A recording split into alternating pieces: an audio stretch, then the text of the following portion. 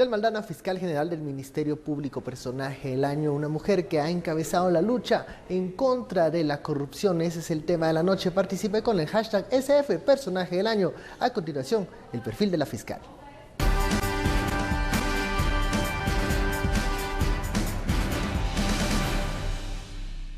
Telma Aldana, jefa del Ministerio Público, la fiscal general, ha encabezado este año una institución que ha revelado casos de corrupción y ha puesto en jaque a varios actores políticos y sectores que en el pasado gozaban de la impunidad en el poder. Junto a la Comisión contra la Impunidad en Guatemala, CICIG, el MP se ha transformado en una institución con credibilidad. El trabajo de la fiscal ha sido reconocido a nivel internacional, colocando su labor como ejemplo a nivel latinoamericano. La lucha contra la corrupción también se ha convertido en un peligro para Aldana. Este año la fiscal fue objeto de amenazas contra su integridad física. Amenazas que ella reconoce como un momento difícil en su vida, pero que no significó bajar la guardia en el desarrollo de los casos de corrupción. El trabajo de Aldana al frente del MP la sitúan como una protagonista durante el 2016, el personaje del año en la lucha contra la impunidad. Bienvenidos a Sin Filtro, noche de viernes, noche del personaje del año. Y el personaje del año durante 2016 hemos decidido que es la fiscal general Telma Aldana. ¿Por qué? De eso vamos a hablar esta noche. Pueden enviar sus comentarios, opiniones con la etiqueta SF personaje del año. Damos la bienvenida a nuestros analistas, Juan Carlos Sandoval y Gabriela Carrera. Muy buenas noches. Buenas noches.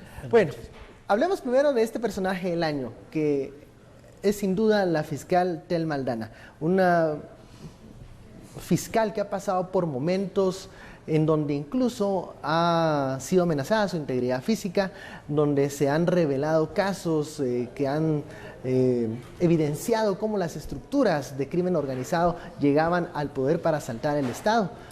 Una persona que también ha estado presionada durante todos estos meses y que aún así ha sabido liderar el trabajo en el Ministerio Público. ¿Qué retos, qué debilidades, qué fortalezas tiene la fiscal Telma Aldana y que tendrá que enfrentar durante el próximo año? Juan Carlos, la persona de Telma Aldana, ¿qué refleja de Guatemala?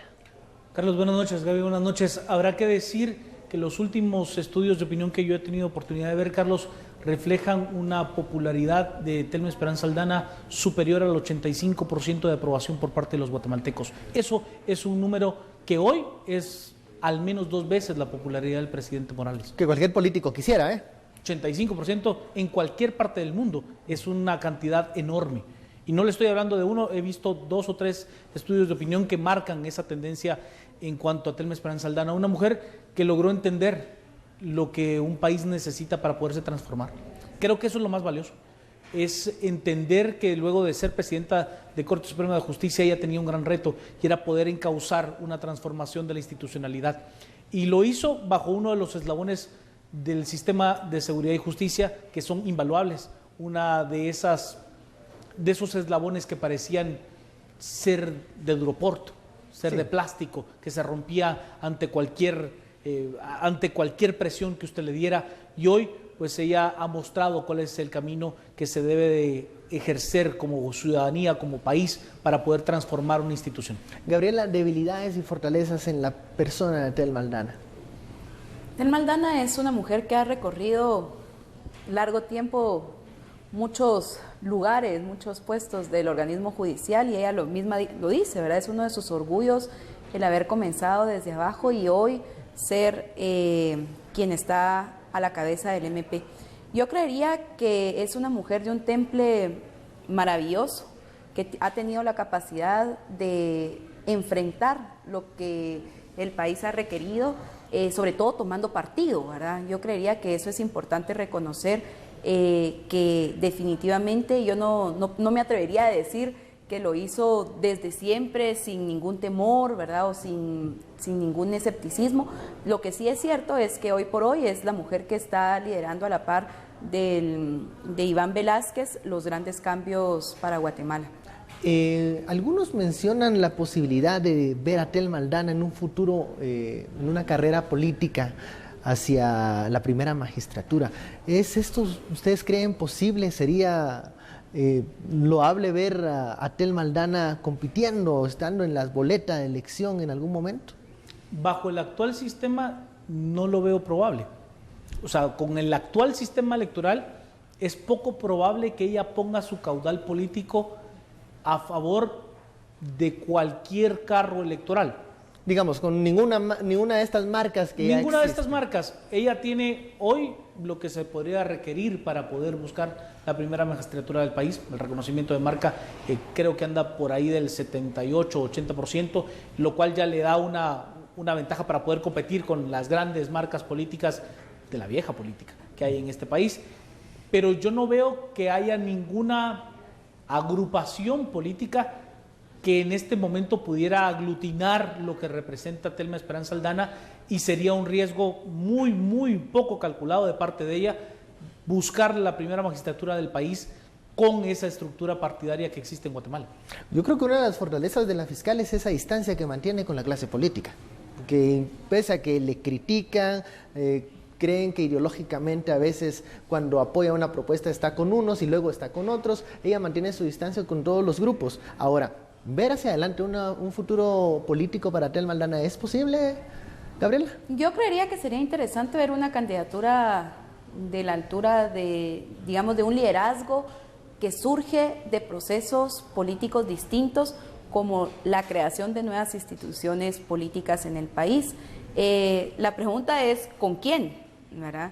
Y para eso podría ser interesante también echar una mirada a lo que está sucediendo, es decir, ya tenemos nuevos partidos políticos, entre ellos un partido, digamos, que podría ser el espacio donde Telma Aldana se sienta más o menos cómoda como semilla, ¿verdad? Y eso podría precisamente ser una candidatura interesante para ella. Lo que sí creo es que viene a construir nuevos referentes femeninos de hacer política después de ese orgullo de una vicepresidenta que se tuvo hace ya varios y largos años, como lo era Roxana Valdetti, ¿verdad?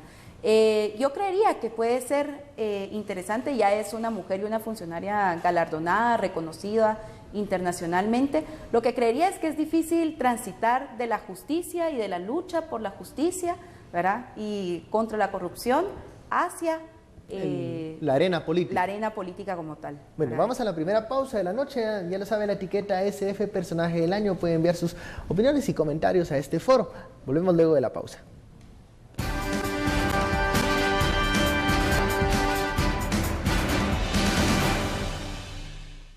Regresamos a Sin Filtro, estamos hablando del personaje del año, Telma Aldana, y esto nos da pie para discutir. Antes de la pausa hablábamos de la posibilidad de una candidatura de Telma Aldana ya en el mundo político, pero si analizamos el papel de las mujeres en la arena política, tuvimos hace poco, para la segunda vuelta, una mujer que estuvo a punto de ser la presidenta también, ¿no? Doña Sandra Torres, una ex vicepresidenta, ahora que cayó en desgracia, que está en el banquillo de los acusados, Roxana Valdetti.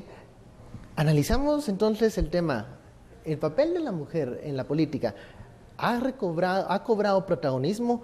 ¿Serán ellas las próximas lideresas de un recambio en el sistema de partidos? ¿O van a fomentar los mismos modelos? Yo estoy claramente convencido de que la primera mujer presidenta de Guatemala ya nació. Es más, ya está dentro de la arena política. Y hay que entender de que dentro del espectro político han habido muy buenas representantes mujeres. El mismo caso de Ninette Montenegro, Rosa María de Frade, han habido muy buenas diputadas, ha habido presidentas del Congreso de la República. Yo estoy convencido de que habrá candidaturas fuertes de mujeres en las próximas elecciones de 2019. No le digo de una mujer, le digo de mujeres.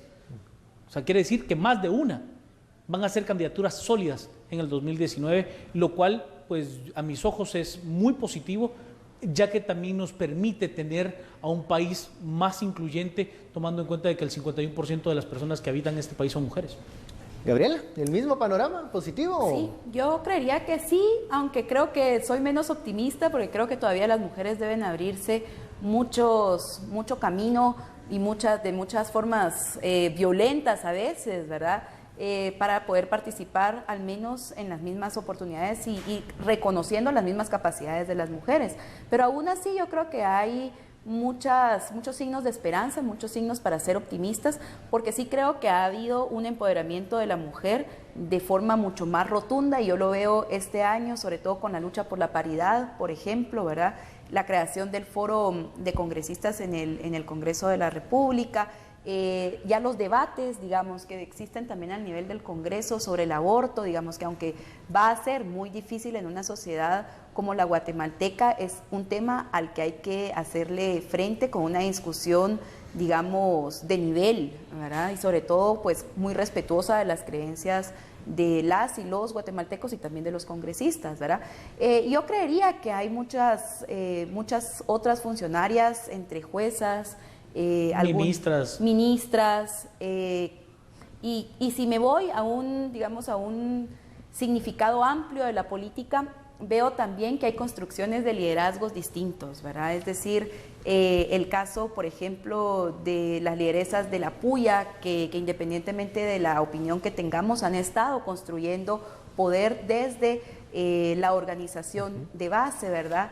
Es necesario, si vemos que hay un desarrollo de liderazgo de mujeres, es necesario entonces hablar del tema de cuotas, por ejemplo, en participación de partidos políticos. Habrá quienes digan, entonces no se necesitan de estos mecanismos para fomentar la participación de mujeres, o si es necesario tener estas herramientas para que más mujeres puedan participar de las agrupaciones políticas. Yo no creo en el tema de las cuotas, creo más en el desarrollo de la participación política de cada persona, hombre y mujer. Y creo que las mujeres se han ganado espacios dentro de la política a pulso, y que no es necesario ese tipo de prácticas, y que más lo que se requiere es tener espacios donde poder discutir, porque las capacidades de las mujeres son exactamente tan buenas como la de los hombres o tan malas como la de los hombres, uno y otro caso. O sea, tan corrupta se puede ser siendo mujer, o tan brillante se puede ser siendo mujer. Por lo tanto, yo sí creo que lo que se requiere es un cambio transformador del sistema que permita tener los espacios para todos, porque hay hombres brillantes que no participan en la política, hay mujeres brillantes que no participan en la política, hay personas ruines que participan en la política, hombres y mujeres. Por lo tanto, no creo que sea por ahí el camino, pero de que habrá que tener espacios profundos de diálogo, eso es indudable. ¿Gabriela? Yo difiero. Ahí sí hay una Aunque realmente diferencia. debo aceptar que en algún momento me convertí a aceptar y promover las cuotas como un debate que debiéramos de tener. Y creo que es cierto que en ese juego de pulso que las mujeres tenemos para insertarnos en la vida política, sí hay sobre todo una dinámica cultural, una forma de cultura política donde la mujer se ve menos a ella misma y la ven menos a la hora de opinar, de argumentar, y por lo tanto estamos en una desigualdad cotidiana si es cotidiana, socialmente compartida desde la forma colectiva, desde el trabajo, las mujeres ganamos menos, por ejemplo, los puestos de dirección, o sea, una serie de situaciones que las mujeres vivimos a diario. En la política es importantísimo crear las circunstancias para que cada vez esa situación de desigualdad sea menor, y las cuotas no es el fin, pero es un vehículo necesario para construir situaciones, espacios, como decía Juan Carlos, donde las relaciones de participación sean mucho más equitativas. Escuché siempre un argumento que mencionaba que las cuotas se podrían convertir en algún momento en un techo de participación de las mujeres. Se puede caer en esa mala práctica, porque esa sería una mala práctica, ¿no? Llenar un requisito nada más y no darles el rol protagónico que pudieran tener las mujeres dentro de las agrupaciones. Yo recuerdo que en un congreso, en un seminario que hubo, sobre todo, que coincidía con el momento de la lucha de la paridad con las reformas, vino una congresista mexicana y decía exactamente lo mismo, que había pasado muchísimo tiempo antes de que se vieran los efectos de una dinámica positiva de las cuotas, que en algún momento los partidos políticos lo habían hecho solo para llenar las cuotas como requerimiento de ley, pero que había existido también una serie de procesos y de dinámicas mucho más sanas. Las mujeres se sentían con la posibilidad de entrar, no pelear esos espacios, sino ya estaban dados y había que pelearlos, por ejemplo, entre otras colegas. Y eso producía precisamente una participación que al final la congresista decía, de 10 años tenemos muchas más mujeres participando con más, vocación política de lo que teníamos hace 10, ¿verdad? Juan Carlos. Yo en lo particular creo que el ejemplo que me parece paradigmático en Guatemala es el caso de Ninette Montenegro. Ella, su figura política, le ha permitido un espacio a una agrupación territorial de 7 diputados. Que no hay más mujeres, listo, no hay más mujeres, pero que el liderazgo que cuenta en Encuentro por Guatemala es el de Ninette Montenegro, eso creo que es realmente absolutamente cierto. O sea, la figura de Luis Pedro Álvarez, la figura del diputado Lira, todas corren detrás de la figura de Ninette Montenegro, siendo ella la gran figura política. Yo sí creo en lo que plantea Gaby, de que puede ser un método para poder tener un impulso político. Lo que no veo es cómo hacer que ese método efectivamente, qué es lo que le tiene que aderezar al método para que se dé un empoderamiento político legítimo, que lo lleve a olvidarse de las cuotas y lo lleve a tener un proceso transformador, que lo lleve a ser verdaderamente políticas y no simple y sencillamente... Un cambio de mentalidad, digamos. Exacto. Buscar un cambio de mentalidad. Bueno, vamos a la segunda pausa de la noche. Ya lo sabe, la etiqueta SF, personaje del año. Estamos hablando de Tel Maldana y también del papel de las mujeres en la política, en todos los temas públicos en nuestro país. Volvemos luego de la pausa.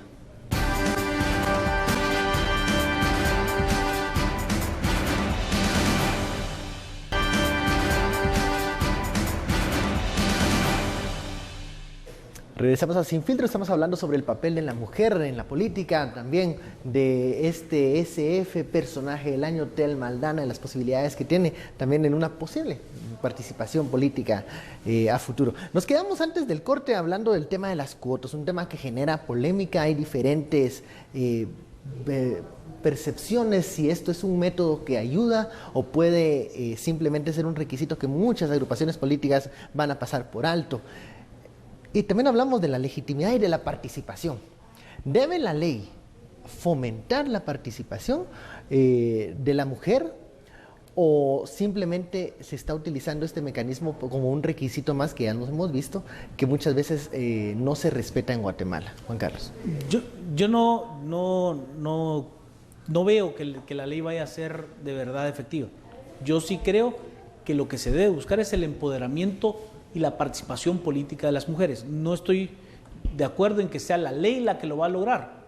Creo que va a ser un trabajo mucho más profundo, un trabajo de entender que tenemos un valor ciudadano, y yo se lo planteaba a Gaby, y es muy probable que no coincidamos, pero yo creo que es un empoderamiento del ciudadano, hombre y mujer, que debe de ver la participación política como una forma de ejercer su pleno derecho.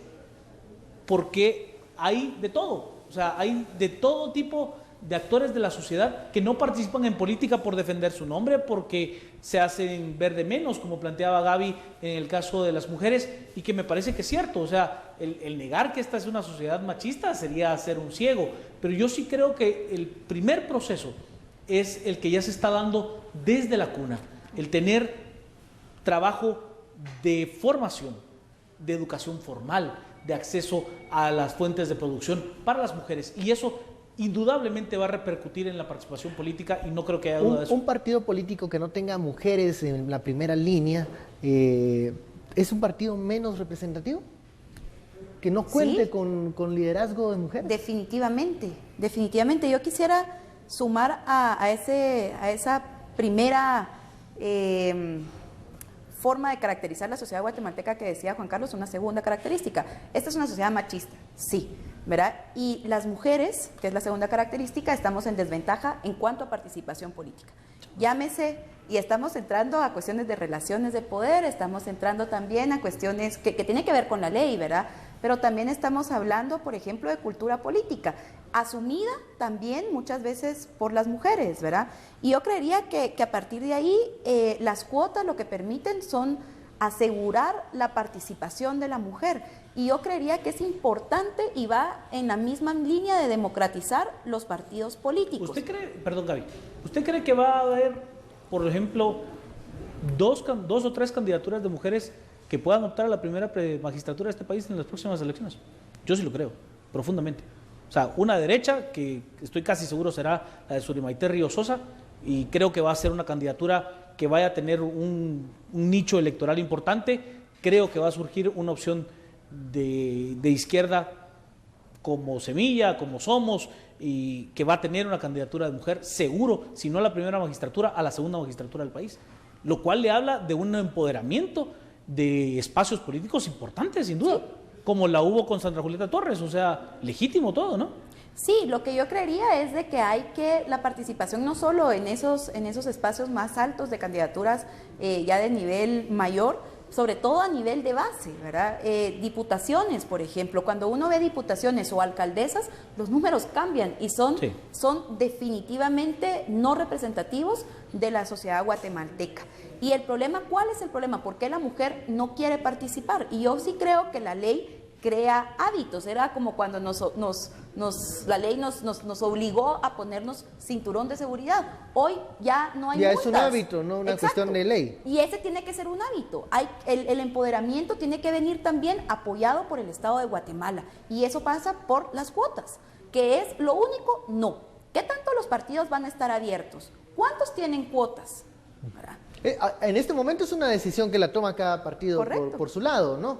Digamos, también al momento de que hablamos en cuotas, entonces se hablaba en la reforma de ley electoral también del tema de participación de pueblos indígenas, y muchos decían, esto se puede complicar, ¿cómo se va a garantizar la participación de todos? Juan Carlos habla más de un cambio de mentalidad. ¿Cómo podemos buscar ese cambio de mentalidad efectivo y que se refleje en partidos políticos abiertos? Yo lo primero que veo es que lo que no surgen son liderazgos. Lo que yo no veo dentro del espectro político de hoy es efectivamente la creación de liderazgos. Veo algunos colectivos que están trabajando de base, que me parece correcto, me parece el camino a seguir, pero yo no veo gente que esté trabajando en proyectos efectivamente con una ambición política, y que es legítimo.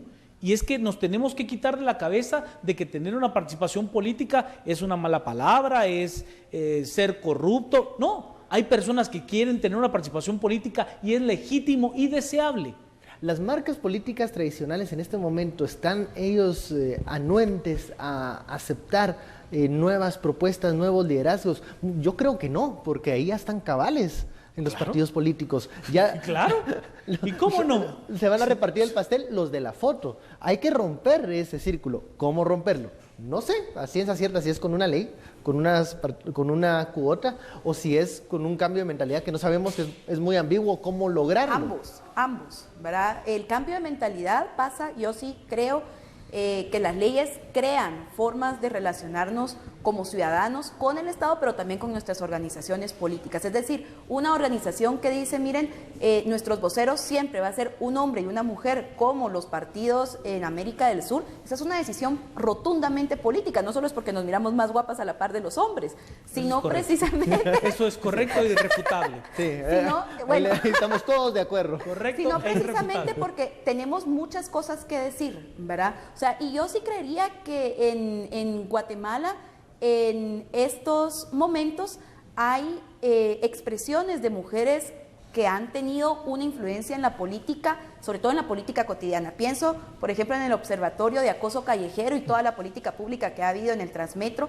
Pienso también a finales de octubre, ese plantón que se llamó en toda Latinoamérica, donde Guatemala se suma también con una capacidad de reacción y de reunir a más de 500 mujeres en la Plaza Central. Yo creo que ha sido la presencia más importante después de las grandes manifestaciones, aunque sea muy pequeña, pero y precisamente por cuestiones de violencia contra la mujer, ¿verdad? Yo creería que hay procesos y hay cada vez más referentes como el de la fiscal general, como el de la ministra de Salud, pero también en organizaciones de base cada vez más vemos participación de la mujer, pero no han sido cambios de mentalidad del hombre, porque pareciera que las mujeres estamos ya convencidas de que tenemos que participar en política. ¿Quién tiene que cambiar de mentalidad realmente? Los partidos políticos en la actualidad, salvo uno o dos. Ese es el tema. ¿Cuál es el cambio? El cambio es de la mentalidad o es el cambio del sistema político. ¿Los dos? Es que si usted no tiene un cambio real del sistema político, Gaby, donde usted tenga la posibilidad de incluirse dentro de un partido político. Y no solo de voy y saco mi afiliación, le estoy hablando de tener participación política. Voz y voto dentro de un partido político. Claro, pero no le estoy hablando exclusivamente de las mujeres, le estoy hablando de los pueblos indígenas, le estoy hablando de los hombres que... Juan Carlos, de que estamos en la capacidad de participar en iguales condiciones, y eso hemos dicho que no es cierto, ¿verdad? ¿Cómo aseguramos que las mujeres participan y hablen? Y lo hemos visto en las organizaciones, muchas mujeres a veces preferimos que hablen los hombres a que hablen las mujeres. Bueno, tengo que interrumpirlos porque hemos llegado al final de estos 30 minutos de análisis, que creo es el último de 30 minutos. La próxima semana ya estaremos con 1 hora de Sin Filtro para evitar esto, porque queremos seguir discutiendo, debatiendo sobre estos temas. Muchísimas gracias, Juan Carlos, Gabriela, por este análisis y su participación. También a ustedes, muchísimas gracias. Y bueno, desde acá, un feliz año, todos los mejores deseos para ese 2017, que la pase muy bien en familia y que Guatemala crezca, sea más incluyente y sea más próspera. Feliz año y bueno, desde acá, todo el equipo, un abrazo a ustedes, allá que lo pasen en familia y esperemos, nos veamos el lunes, lunes 2, con esta edición ya de 1 hora de Sin Filtro. Feliz noche.